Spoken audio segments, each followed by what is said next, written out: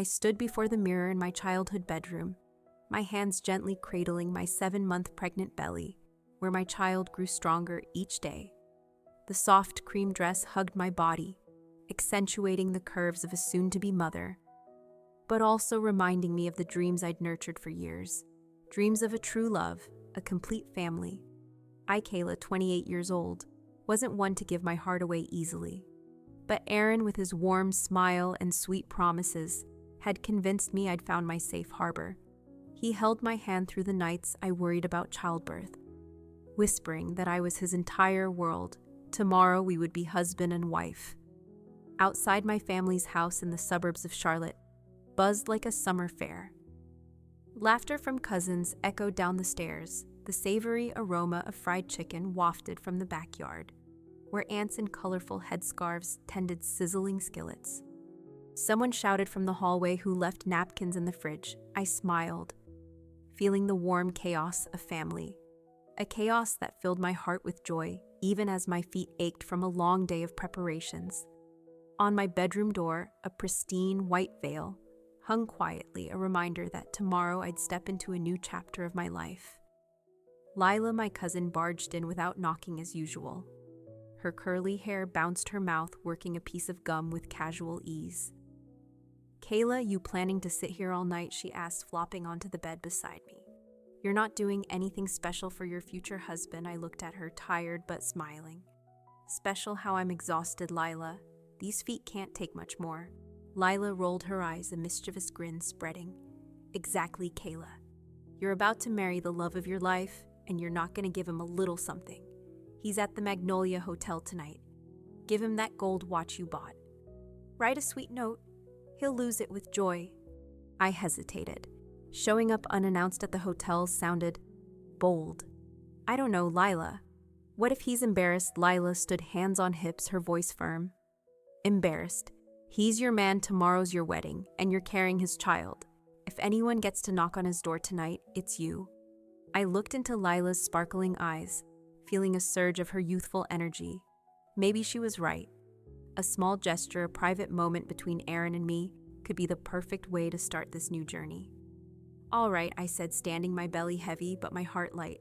"I'll go. But I won't stay long." Lila clapped her smile, beaming like she'd just won a bet. "That's my girl. Go make him swoon." I grabbed the small paper bag with the gold watch and handwritten note, my mind drifting to Aaron, the man who made me feel safe, loved, cherished. As I left the house, the soft glow of streetlights lit the familiar road, and I had no idea that tonight would change everything. I called an Uber, sitting in the back seat, one hand on my belly, the other clutching the paper bag. The Magnolia Hotel wasn't far, just past a gas station and across from a sleek glass-fronted bank. Under the night sky, the hotel looked elegant and calm, like a promise of good things. I stepped out my sandals, clicking softly on the sidewalk, a mix of excitement and fatigue washing over me. The note in the bag held my heart's words. "Aaron, you're the dream I never dared to dream. Tomorrow I'll be your wife and forever yours." I smiled, picturing his grin when he opened the gift. But as I entered the hotel lobby, the air shifted. The woman at the front desk looked up, her smile polite but cool. "Good evening," I said, keeping my voice soft. "I'd like to see Mr. Aaron. He checked in today." She typed something, then gave me a strange look. "Yes, he's checked in, but he's not alone. His instructions were no disturbances." My heart sank like someone had yanked a cord in my chest. "Not alone," I echoed, my voice quieter. She nodded, still professional. "Yes, he's with a woman." I stood there gripping the paper bag, my mind spinning. A woman, maybe his sister, a friend, or... I didn't want to think further. But a small, sharp voice inside me whispered, "Don't ignore this feeling, Kayla." I forced a weak smile at the receptionist, thanked her, and headed for the elevator. As the doors closed, reflecting my image, a pregnant woman in a cream dress clutching a wedding gift, I knew I couldn't turn back. Not now. I pressed the button for the 7th floor, my heart pounding like it knew what awaited. The elevator doors opened, and I stepped into the 7th floor hallway of the Magnolia Hotel. where soft golden light from chandeliers spilled onto a deep red carpet. The air felt cold, as if the building itself held a secret. My sandals made soft clicks on the floor, each step a heartbeat slow and heavy. I clutched the paper bag with the watch and note, but the joy of surprising Aaron had faded, replaced by a creeping unease. The receptionist's words echoed, "He's with a woman." I tried to dismiss the worst thoughts, maybe a colleague, a relative. But my heart, once full of love and trust, now tightened like it was gripped by an invisible hand. I passed room 708, then 710, and stopped at 712. The dark wooden door stood silent but menacing, like a gate to a truth I wasn't sure I wanted to face. I stood still, one hand on my belly, the other gripping the bag, and listened. At first there was only the hallway's quiet, but then a faint sound slipped through, a laugh, soft at first, then clearer. Aaron's laugh. My heart raced, threatening to break free. I stepped closer, pressing my ear to the door, careful not to rustle the bag. And then his voice, clear and cutting, sliced through me. "Kayla's been so emotional lately," Aaron said, his tone light but mocking. "She keeps talking about our future, our forever. But I'm only marrying her because of the baby. If she wasn't pregnant, I'd have been long gone." His laugh rang out, smug and cruel. A woman's voice answered, high-pitched and eerily familiar. "You're awful. She thinks this is true love, but without that baby, she's nothing." Their laughter mingled a twisted symphony, and then came sounds that made me want to scream. Moans, kisses, the creak of a bed. I clapped a hand over my mouth, stifling a sob. My mind reeled, the world crumbling beneath me. The man I loved, who held my hand and promised to be my anchor, was in this room, mocking me, betraying me with another woman. And that voice, I didn't want to believe it, but it sounded like Lila, my cousin, who I'd treated like a sister, who'd convinced me to come here tonight. The betrayal wasn't just Aaron's, it came from my own blood. I wanted to pound on the door, to scream, to run, but I didn't. Something deep inside, maybe the instinct of a mother protecting her child, kept me steady. I couldn't let them see me break. Not now. I took a deep breath, calming the tremble in my fingers. My mind cleared, as if the pain had awakened a part of me I never knew existed. I pulled out my phone, opened the recording app, and pressed the red button. The recording began, capturing every cruel word, every heartless laugh, every sound of betrayal. I stood there motionless, a ghost, letting the phone bear witness to the truth.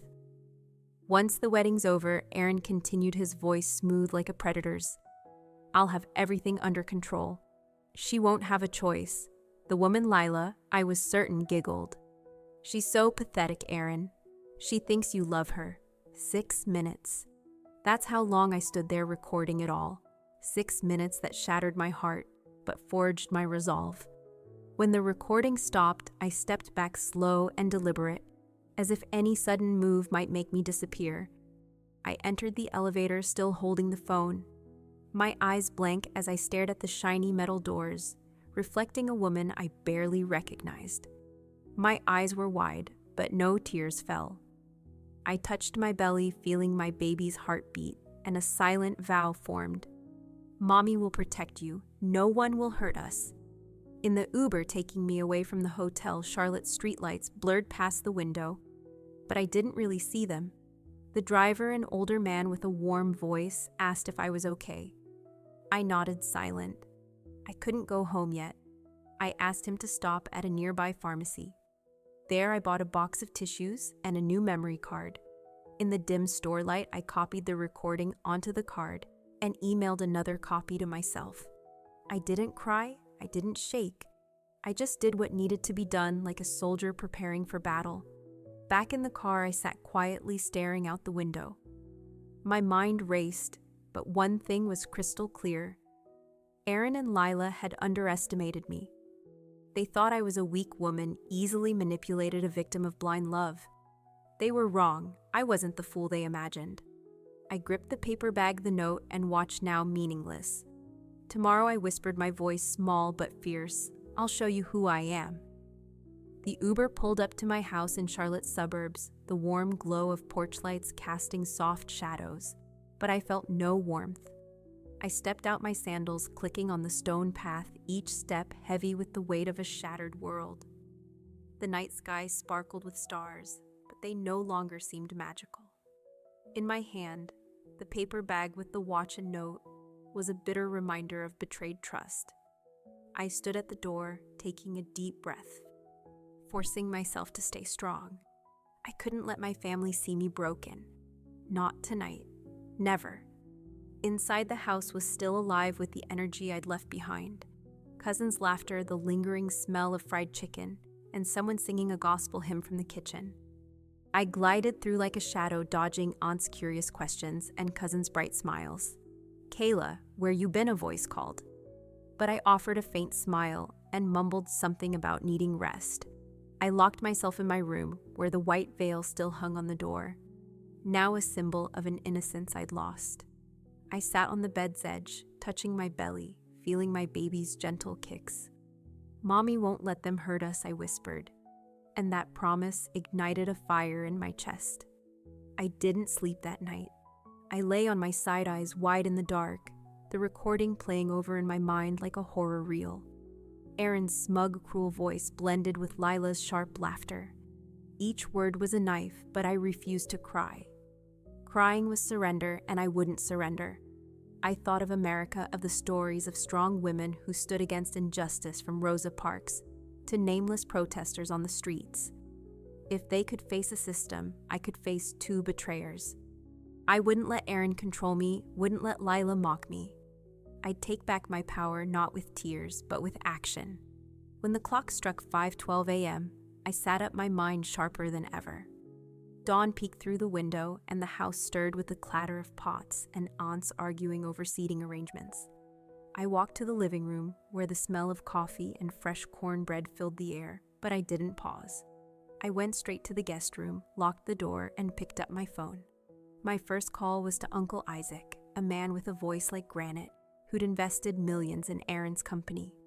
"It's Kayla," I said, my voice steady, unyielding. "I need your help. Kayla, everything all right?" Uncle Isaac's voice was warm but cautious. I took a breath. "No, sir. I need you to pull your investment from Aaron's company. Today. Don't ask why, I'll explain later, but I need it done before it's too late." There was a long pause, then he said low and firm, "Are you safe?" "I'm fine," I replied, strength rising with each word. "I'm proud of you, Kayla," he said before hanging up. I knew he'd do it. Aaron would soon feel the cost of his betrayal. My next call was to my lawyer, Ms. Morgan, a sharp woman I'd trusted for years. "Kayla, good morning," she said, her voice cheerful. "Big day, right?" I didn't smile. "Ms. Morgan, I need you to cancel the marriage license. I want it erased, no trace of it taking effect tomorrow." A stunned silence followed. "Wait, what, Kayla? This is about Aaron, isn't it?" "Are you sure?" "I've never been sure," I said, my voice like steel. "I'll cover all costs. Just make it happen before the clerk's office opens." She sighed, but I heard respect in her tone. "All right, I'm on it. But Kayla, be careful." "I'm always careful," I said, then hung up. I sat in the quiet room, my heartbeat syncing with my baby's. I opened my phone, checked the recording again, then transferred it to a small Bluetooth device I'd bought for presentations. This device would be my weapon, and the church would be my battlefield. I pictured Aaron in his sharp suit, smiling at guests thinking he'd won. I pictured Lila as a bridesmaid, feigning innocence. They didn't know I'd seen everything, heard everything, and I wouldn't let them escape. When Lila entered my room that morning, carrying a plate of mac and cheese like nothing had happened, I watched her closely. Morning, she chirped, her smile too bright, too fake. "You didn't eat last night, so I brought you some food." I looked into her eyes, searching for a hint of remorse, but saw only the slickness of a liar. "Really?" I asked, my voice soft but sharp. Lila laughed, but her eyes darted away, avoiding mine. "Thanks," I said, taking the plate, but not touching it. She sat beside me, chatting as if we were still close cousins. "You okay? You look tired." "Couldn't sleep," I replied, studying her every move. "Oh, just nerves," Lila said, her voice serape. "Tomorrow's the big day, right?" I gave a faint smile, letting her think I was still the naive Kayla from yesterday. Yeah, a big day, I said, and in my mind I added, a day you and Aaron will never forget. Lila kept talking about the wedding dress, how I'd look like a queen, but each word fueled the fire in me. When she left, I locked the door and looked in the mirror. I touched my hair, my belly, my face. Tomorrow, I whispered, I'll show you who's being played. I wasn't a victim. I was Kayla, and I'd fight for myself, for my child, for every woman betrayed by those who abused their trust. Morning sunlight streamed through the church's stained glass windows, painting the stone floor with patches of red, blue, and gold like a heavenly canvas. But for me, Kayla standing in the small dressing room behind the church, there was no heaven. I looked in the mirror, my face flawlessly made up lips, red eyes, bright but cold. The white silk wedding dress flowed over my body, cascading like a river, highlighting my 7-month belly, a symbol of the love I once believed was eternal. The veil lightly covered my face, but it couldn't hide the fire burning within. Today wasn't the day I became Aaron's bride. Today was the day I reclaimed myself. The makeup artist, a middle-aged woman with skilled hands, smiled at me through the mirror. "You're so calm," she said, surprised. "Most brides are shaking by now." I met her eyes, my lips curving slightly. "I'm ready," I said, but only I knew what that meant. I wasn't ready to say vows, I was ready to shatter lies. In the bouquet, I held a tiny Bluetooth device, was hidden among pink and cream roses, one press away from changing everything. I stroked the bouquet, feeling its weight, not just flowers, but justice. Outside, the organ began, soft and sacred, signaling the procession's start. I heard guests' laughter, children's squeals, and the hurried steps of organizers. My father, in a sharp black suit, entered, his eyes shining with pride. "My girl," he said, his voice warm, "it's time." I took his hand, drawing strength from his steadiness, and nodded. "I'm ready, Dad." But as we stepped out, my heart didn't race with excitement or joy. It beat like a war drum, strong and relentless. When the church doors opened, sunlight flooded in, bathing me in a halo. The crowd stood, gasps rippling through. "Oh, Kayla looks like a queen. She's stunning." I walked each step, deliberate, my dress gliding on the red carpeted aisle. All eyes were on me, but I looked straight ahead where Aaron stood, dashing in a burgundy suit, a confident smile on his lips. He thought he'd won, that I was still the naive girl who believed his promises. Beside him, Lila, in a golden bridesmaid dress, beamed, but I caught her eyes flicker over me, a hint of unease. They didn't know I'd brought the truth with me. I reached the altar, my father kissing my forehead before handing me to Aaron. He took my hand, whispering, "You look incredible." I didn't respond, just stared unblinking, and saw his smile falter, sensing something was off. Pastor John, with a kind smile, stepped forward, raising the microphone. "Good morning, ladies and gentlemen," he began, his voice echoing through the speakers. "Today is a special day, a day when love triumphs, when two hearts become one." I gripped my bouquet, feeling the Bluetooth device under my fingers, my heart pounding like it wanted to break free. The pastor spoke of unity, love, and trust, but I barely heard. I was counting seconds, waiting for my moment. Finally, he turned to Aaron. "Groom, it's time for your vows." Aaron smiled, confident, as a performer taking the mic. "Kayla," he began, his voice smooth as honey, "from the day I met you, I knew you were special. You bring peace, joy, and a future to me. You're carrying our child, and every day you hold my heart more. I promise to love, protect, and be your partner forever." The crowd clapped, some wiping tears, but I stood still, my eyes locked on him, expressionless. The pastor turned to me, his smile warm. "Kayla, your vows, please." The crowd hushed, waiting. I looked at the pastor, then at Aaron, and in that moment time seemed to freeze. I reached into my bouquet, my fingers finding the small button on the Bluetooth device. A light press, and the church's sound system let out a short screech. Then Aaron's voice, clear and cruel, filled the sacred space. "Kayla's been so emotional lately. She keeps talking about our future. But I'm only marrying her because of the baby. If she wasn't pregnant, I'd have been long gone." His laugh rang out, joined by Lila's voice. "You're awful. She thinks this is true love, but without that baby, she's nothing." Moans, kisses, the creak of a bed. The church erupted in gasps. "That's Aaron's voice," someone shouted. "What's happening?" another yelled. "Turn it off," but I stepped forward, my voice calm but sharp. "No, let it play." Aaron's face drained of color, his smile vanishing. He lunged for the mic, but Pastor John held up a hand. "Kayla, what is this?" he asked, his voice trembling. I turned to the crowd, my eyes blazing, veil still lightly covering my face. "This is the truth," I said, my voice ringing through the mic. "Last night, while I was praying for today, this is what my groom was doing." These words were recorded on the 7th floor Magnolia Hotel Room 712, where he spent the night with his real lover. The crowd exploded in whispers and shouts. Phones went up recording. Aaron tried to speak Kayla. "It's not what you think," but I turned to him, my eyes like daggers. "Not what I think," you mocked me, said. "I was nothing without this baby. You laughed with another woman while I believed in us." He reached for me. "Please let me explain. Don't touch me," I snapped, stepping back. Then I turned to Lila, who was trying to slip out from the front row, her face pale, hands shaking. And before anyone asked who that woman was, I said, my voice cutting like a blade, "Look right here," I pointed at Lila. "Meet my cousin, my maid of honor, and the woman who slept with my groom last night." The church roared. Shouts, jeers, someone even fainted. Lila covered her face, collapsing into a pew, but there was no escape. I lifted my veil, letting it fall to the floor like a declaration. I faced the crowd head high. "I came here today to marry a man I thought loved me," I said, my voice steady. But instead I found the truth, and I found myself. I won't cry. I won't run.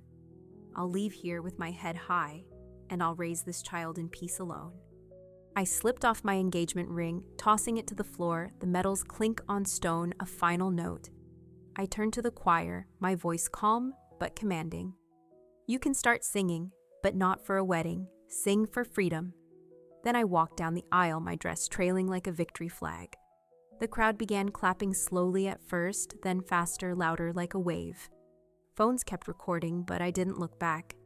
As I pushed open the church doors, sunlight hit my face, fresh air filling my lungs.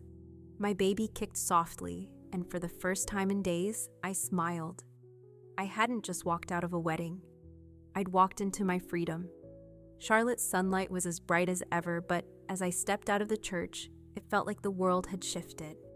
The crowd's applause echoed behind me, blending with the choir's song of freedom and triumph. I stood in the sun, my dress shimmering like armor bouquet, still in hand the Bluetooth device, now a symbol of liberation. I didn't cry. I didn't tremble. I felt a new strength coursing through me as if I'd broken an invisible prison. My baby kicked as if saying, "Mom, we did it." I smiled for the first time in days and walked toward the waiting car. Inside the church, the air turned cold as a graveyard. The organ stopped laughter and congratulations faded, leaving a heavy silence and shocked stares. Aaron stood frozen at the altar, his face, ashen hands trembling as if grasping for something lost. His mother, Mrs. Marla, rushed from the front row, eyes blazing with fury. "Aaron, what in God's name was that?" she shouted, her voice shaking with shame. "Tell me it's not true." He looked at her, eyes wide, but his mouth only stammered.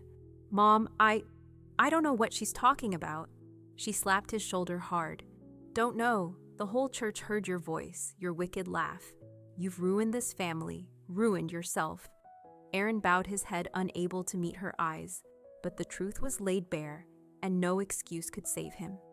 Lila, in her golden bridesmaid dress, now a mockery, tried to slip out a side door. She kept her head low, clutching her skirt, but two women in the crowd blocked her. "Where you going, Lila?" One snapped, her eyes sharp. "After what you did, you think you can sneak off?" Lila stammered, tears streaming, but no one cared. "Didn't plan to sleep with your cousin's fiancé, huh?" the other mocked.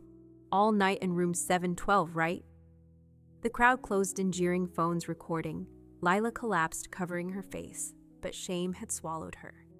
She was no longer my beloved cousin, no longer the maid of honor.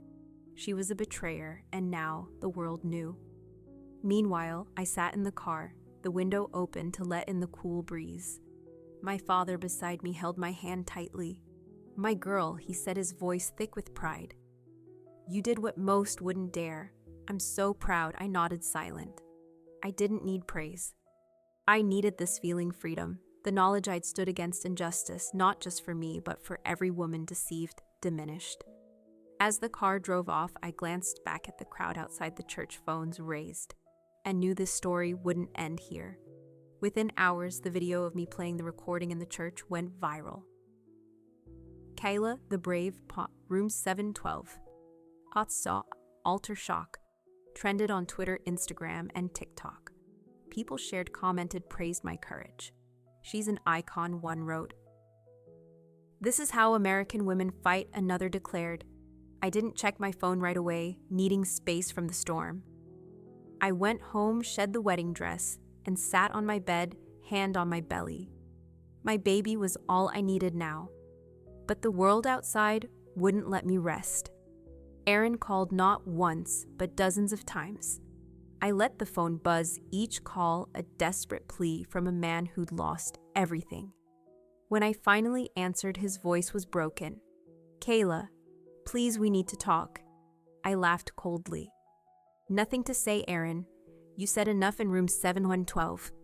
He tried to justify, I know I hurt you, but I didn't mean for it to go this far. Right, I cut in, you didn't mean for me to find out. You meant to lie, use me, control me, but you failed. I hung up, blocked his number, and felt like I'd shed a heavy weight. Lila tried reaching out too, sending long, tearful texts. Kayla, I'm so sorry. I didn't mean for this to happen. I read, but didn't reply. She didn't deserve my forgiveness, not after mocking me, sleeping with the man I loved, thinking I'd never know.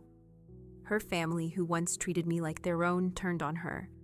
I heard her father banned her from family gatherings. You brought shame on us, he said, and her mother wouldn't even look at her. Lila was ostracized, shunned, and I felt no pity. She reaped what she sowed. Aaron faced his own nightmare. Uncle Isaac, true to his word, pulled all funding from Aaron's company. Other investors, sensing the scandal, followed suit. Aaron's company, once his pride, crumbled like a sandcastle. His accounts were frozen, employees quit, his reputation dust. He moved back to his parents' small town outside Charlotte. No money for hotels, no trace of the successful entrepreneur. His mother, Mrs. Marla, greeted him with bitter disappointment. I warned you about girls like Lila, she said, her voice sharp. Now you've shamed the whole family. Aaron sat head low with nothing left to say. I heard these updates through friends and family, but I didn't gloat. Justice was served, but it didn't erase my heart's scars. I sat in my room looking at the folded wedding dress in the corner, thinking of America, a country where women like me, Black women, have fought for generations to reclaim their voices. I didn't just fight for myself, but for others, manipulated, devalued. My video wasn't just a personal story. It was a declaration that we won't stay silent. Each share, each comment built a path to freedom for others. That night, I lay in bed, hand on my belly, whispering to my baby, "We did it, little one. We stood up and we'll never bow down." Outside, crickets chirped in the dark, and I closed my eyes knowing tomorrow I'd start anew, not as a betrayed bride, but as a woman who'd found her strength. The days after I left the church, the world kept turning, but I felt a new rhythm in my steps. My family's home in Charlotte's suburbs, once alive with wedding chaos, became a quiet haven where I could hear my own voice. I sat in the old armchair in the living room, stroking my growing belly, feeling my baby's gentle kicks, like a reminder I wasn't alone. Outside, Carolina sunshine spilled gold over the lawn, but inside a new journey began, not as a bride, but as a woman learning to heal and rise from ashes. I didn't check social media right away. The storm of hashtags, Hatrafa, Kayla the Brave, Room 712 raged on Twitter and Instagram, but I needed time to breathe, to process. When I finally opened my phone, it lit up with hundreds of notifications, messages from strangers, women across America, even from places like Nigeria and Brazil. "You gave me courage to leave my abusive husband," one wrote. "You're why I'm not ashamed of being betrayed," another shared. Each message was a gem shining in the darkness of my pain. I read tears falling, not from sadness, but from connection, from realizing my actions had touched other hearts. One evening, as the sunset painted the sky red, I opened my laptop and started typing. I created a blog, The Bride Who Walked. It wasn't just my story. It was a safe space for women, hurt, betrayed, belittled. My first post flowed like a river, each word a piece of my heart. I wore a white wedding dress, but I didn't marry shame. I walked away, and it was the best decision of my life. I hit publish expecting little, but overnight hundreds read, shared, commented. "Thank you, Kayla," one wrote. "You made me feel I'm not alone."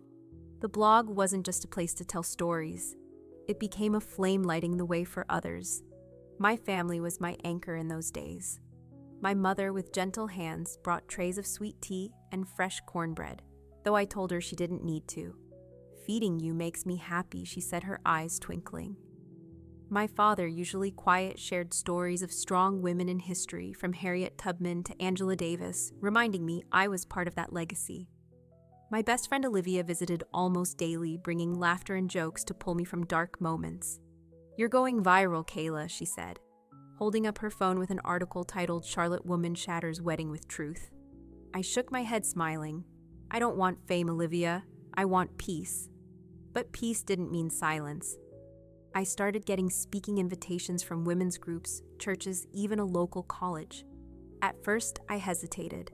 "I'm not a speaker," I told Olivia. But she just raised an eyebrow. "You spoke to a packed church and got a standing ovation. Don't tell me you can't." So I agreed, and the first time I stood before a group of women at a downtown Charlotte community center, I felt the power of my story. The faces before me, young, old, black, white, bore invisible scars, but they listened, nodded, and when I finished, they clapped, some hugging me, whispering. I'd changed how they saw themselves.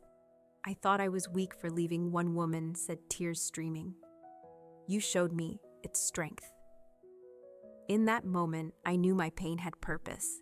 It was fuel for a greater mission. Each day I prepared for motherhood. I folded tiny clothes, read parenting books, and whispered promises of love to my baby. But I also prepared for my own new life. I wasn't just Kayla, the betrayed woman.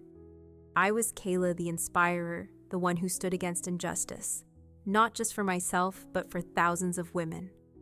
My blog grew fast, reaching tens of thousands. I got letters from a 17-year-old escaping abuse, a single mom reclaiming her worth. Each story was a brick in my new home. One without Aaron, without Lila, just me and my child. I thought of America, of the unyielding spirit of those who fought for justice, from the civil rights movement to gender equality protests. I wasn't on the streets with a sign, but I was fighting my way, using my story to break invisible chains.